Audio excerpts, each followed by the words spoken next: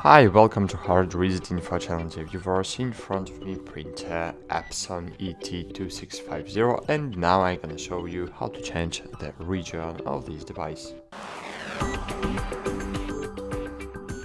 To do it, first you need to open Setup, click OK, and here you need to scroll right once, and here you will see Printer Setup.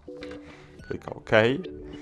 Scroll right again, scroll right again, and here find country and region. Click OK, and here you can change your printer's region. For example, I want to change my region to UK. Great, now region of my printer is United Kingdom. That's it. Thanks for watching, like this video, subscribe to our channel, and bye. See you.